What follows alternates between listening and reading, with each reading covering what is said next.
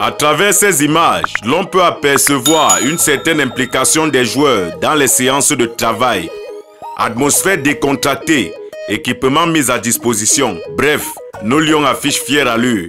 Au vu de l'effectif convoqué par Marcus Brissus Premier et à l'issue des différents résultats des autres rencontres qui ne cessent de faire rire, un Nigeria battu par le Bénin, 2-1. L'Égypte qui s'incline. On est tenté de se dire que le chemin de la qualification pour le prochain mondial se déblaye progressivement pour le Cameroun. À tous les compartiments de cette équipe, ce sont des joueurs solides. Il n'existe, en l'état actuel des choses, aucun poste au sein de cette équipe qui aurait un joueur fébrile, qui semblerait copain avec quiconque et qui aurait une place de choix malgré ses défaillances, comme ce fut le cas probablement dans le passé. Enfin, nous en avons vu des vertes et des pas mûres. Aucun de ceux que nous avons actuellement n'est là pour prendre des photos à la Coupe du Monde avec un Vinicius Junior ou encore un Kylian Mbappé plus tard. Bien au contraire, ceux-ci n'y verront que du feu et ils demanderont probablement les maillots de certains de nos Lions en guise de souvenir parce qu'on leur aura fait passer un sale quart d'heure. L'effectif semble bon. Il faudrait à présent que les uns et les autres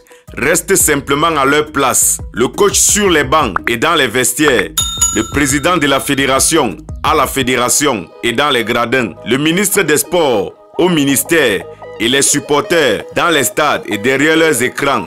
Les journalistes, animateurs et chroniqueurs derrière leurs caméras et leurs micros. Quel est votre score pour ce match qui oppose le Cameroun et l'Angola? Vos réponses en commentaire. Nous sommes ensemble pour la suite.